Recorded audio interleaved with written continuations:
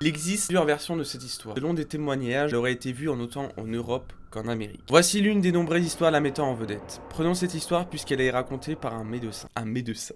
T'as compris la vanne et ta race. Une personne qui a priori est plutôt réaliste, elle est pieds sur terre. Le témoignage date de 1977. Après une longue journée de travail, le docteur rentre un soir chez lui, sous une pluie battante. Il voit au bord de la route une jeune femme vêtue de blanc. Il s'arrête, propose de lui ramener chez elle. Elle accepte et après avoir indiqué son adresse, elle ne dit plus un mot. Silence radio, elle ne dit plus rien, aucune réaction. Elle reste très silencieuse jusqu'au moment où il passe sur le pont de Seine. À cet instant, elle se montre agitée et effrayée. Arrivé à destination, le médecin lui prête son parapluie et attend qu'elle le lui ramène. Ne la voyant pas revenir, elle sonne à la porte. Un couple lui ouvre. Il raconte alors son histoire et décrit la jeune fille. Couple visiblement très ému. Il apprend alors qu'il s'agit de leur fille unique, ayant perdu la vie en moto du pont du Furet des années auparavant. Je ne sais pas si c'est la vraie, je ne sais pas si c'est l'original, mais en tout cas, c'est l'une des plus probables. Ça met un peu le froid dans le dos. Alors il faut savoir qu'en fait, quand je suis allé la chercher à Jiffy, la taille d'une petite de, je sais pas, de 6-7 ans, tu vois, maximum. Tu fais trop le fou. Et du coup, j'étais avec un pote, sauf que bah, du coup, on la prend, et du coup, c'est comme si je prenais une fille par la main, tu vois. Personne me prend, t'as compris. Et je vais la charger dans le coffre, parce que du coup, je vais pas la mettre au volant, ça va être chiant, parce que j'ai envie de rentrer chez moi un jour. Et du coup, j'ouvre le coffre, et on charge la petite, une famille qui passe derrière moi et qui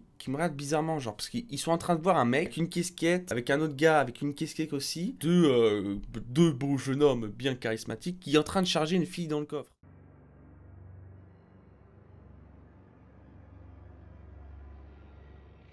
C'était une nuit sombre et brumeuse. Le niveau d'essence commençait à être dangereusement bas. Elle n'avait aucune idée d'où se trouvait la prochaine ville. Juste au moment où elle allait arrêter la voiture pour dormir sur le bord de la route, elle aperçoit une petite station d'essence décrépite. Elle s'y arrête. Le commis semble très distrait par l'arrière de la voiture pendant qu'elle lui demande de faire le plein. Mais lui demande d'ouvrir le capot, parce qu'il flaire un problème. Le cœur de Denise fait 3 tours. Elle est seule dans une petite station-service crasseuse au milieu de nulle part.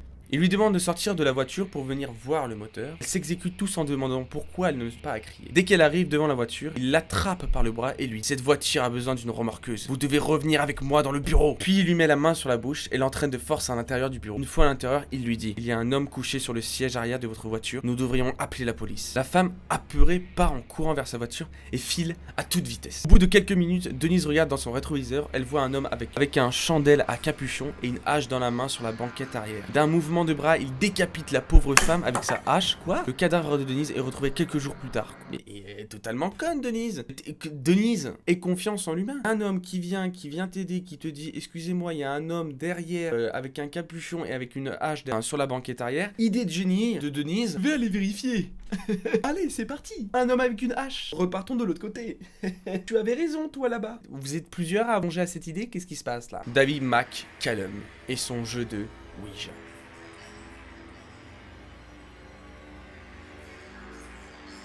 Quelques jours avant Noël 1995, dans le quartier de Mayfair à Londres, David McCallum apporte 2 écoliers âgés de 15 ans et leur propose de venir chez lui écouter du heavy metal. Adolescents, Michael Eridge et Stephen Cullen, accros à cette musique, acceptent l'invitation et suivent ce nouvel ami. Une fois sur place, Michael et Stephen constatent que David vit dans un désordre indescriptible, où des disques d'Iron Maiden et de Metallica côtoient une montagne de livres, tous consacrés au tueur en série Charles Manson. Au centre de la pièce se dresse un autel drapé de noir et orné à chaque extrémité de hautes cierges allumées. C'est un putain de rituel. Ils vont se faire égorger comme des lièvres, ça va être un plaisir. À ses invités, quelque peu interloqués, Mac m'explique d'un ton paisible. Cet hôtel est celui de Satan. Mon ami Denis, putain Denis encore, et Denise et Denis, là, il y a un problème avec ces prénoms. Et moi-même, vouons au diable un véritable culte. Il nous permet de communiquer avec les morts par l'intermédiaire du Ouija. C'est très peu rassurant. Un ami qui te dit ça, part courant. Mais eux, ils restent sagement. Il y a rien qui va. Souriant, il désigne du doigt le plateau du jeu disposé au pied de l'hôtel et propose de faire une partie de Ouija. Denis arrivé, les 4 jeunes gens prennent place, assis à même le sol, autour du plateau de Ouija, et selon l'usage, chacun pose une main sur le triangle mobile placé au centre du jeu. Presque aussitôt, la voix étrangement rauque de Mac casse le silence. Satan, si tu es parmi nous, donne-nous tes ordres, dicte tes volontés. Satan, que désires-tu que je fasse ? Mac se lève brusquement, saisit le jeune Michael à bras le corps et le jette sur le lit, il l'immobilise. Puis, avec un couteau de combat à la main, il poignarda sa victime sauvagement 11 fois. La longue lame effilée s'abat sur le corps du malheureux garçon. Denis, qui maintient tant bien que mal Stephen, hurlant de peur, crie enfin à l'adresse de Mac. Arrête David, mais arrête-toi, il est mort. Dans un sursaut, Stéphane parvient à se dégager et s'échappe à toutes jambes. Restés seuls, David et Denis enroulent le cadavre dans un drap et une couverture. Ils ont décidé de le transporter dans le coffre de leur voiture et ils s'en débarrasseront dans une décharge publique. Arrêté peu après sur les indications fournies par le rescapé de la tuerie, il s'avéra que les deux adorateurs de Satan faisaient déjà l'objet d'une double enquête psychiatrique et policière. Normal, le mec il va pas sortir d'un bac pro cuisine et il va commencer à découper tous ses potes. Il est vrai qu'il y a un passé un peu compliqué derrière, normalement, logiquement. Une petite partie de Ouija, ça vous dit? N'oubliez pas qu'il y a des règles strictes afin de jouer avec respect et sécurité. Mais attends, mais ils se foutent de ma gueule là, ils font vraiment des conseils. Conseil d'utilisation du Ouija. Alors, branché sur secteur. Bon, alors, on l'aurait deviné parce que sinon ça va être chiant. Histoire numéro 9 que tout le monde connaît évidemment. Avec la Dame Blanche, il y a également Bloody Mary.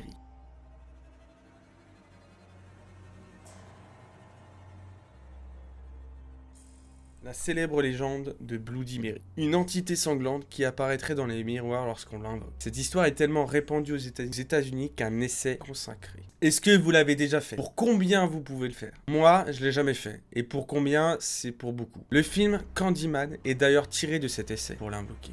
Il y a plusieurs versions et chacun croit à la version qu'il préfère. Une autre version soutient que c'est une jeune femme trompée par son mari qui s'est suicidée dans sa salle de bain. Le miroir aurait alors aspiré son esprit et elle viendrait prévenir celles qui seront victimes d'infidélité. Son aspect est celui d'une belle jeune femme, mutilée et recouverte de sang. Les yeux haineux vous toisent avec mépris. Il existe plusieurs façons de l'invoquer, mais la plus répandue est la suivante. Je vous donne un petit conseil, ne testez pas. Voilà. C'est tout. À minuit, éteignez les lumières de la pièce dans laquelle vous placez-vous devant un miroir. Disposez 2 cierges de chaque côté de celui-ci. Tout en tournant sur vous-même et en fixant votre reflet dans la glace, lorsque vous passez devant, répétez 13 fois Bloody Mary. Commencez par chuchoter son nom, puis dites-le de plus en plus fort, jusqu'à le crier. Si à la 13e fois vous criez Bloody Mary, à Kill Your Baby, cela déclenchera la colère de l'esprit et une attaque immédiate. Plusieurs personnes ont voulu faire cesser cette légende en tentant l'invocation. Une dernière tenta l'expérience après avoir prévenu la police et son entourage. On la retrouve à poignarder dans sa salle de bain. Tenterez-vous de l'invoquer? À moi. Je m'en bats les couilles. Bloody Mary, je te baise le cul. Vas-y, viens frérot, viens. Ok, j'arrive ma biche. Jacqueline, tu restes là-bas. Putain, elle me fait peur avec son regard blanc. J'ai fait la bise. Qu'est-ce que tu veux de plus, putain? T'es comme les autres. T'as beau avoir 4 mains, t'es comme les autres. Voilà. Voilà, reste immobile, c'est très bien. Oh. Jacqueline, qu'est-ce que t'en dis? Bas les steaks. Ah, elle est timide. En même temps, elle est filmée, donc elle est très timide, c'est vrai. Jacqueline, je te serre la main. Voilà, bouge pas, parce que là, tu me fais peur. T'as bougé l'autre main alors que j'ai pas touché l'autre main. J'espère qu'en tout cas, cette vidéo vous aura plu. J'espère que ça change un peu de ce que je propose. Plusieurs concepts vont arriver de l'année prochaine. Je sais que ça fait un peu long, mais c'est le temps de préparer tout ça. Et avec les fêtes, tout ça, je vais peut-être me mettre sur les vidéos pour profiter avec la famille. Je vous souhaite un agréable Halloween à tous. Profitez de votre famille, sortez. Jacqueline, il faut qu'on parle. Et ça sert à rien de me regarder comme ça, je te dis. Ne quittez pas, je m'occupe de lui. Abonnez-vous, sinon je vous soulève.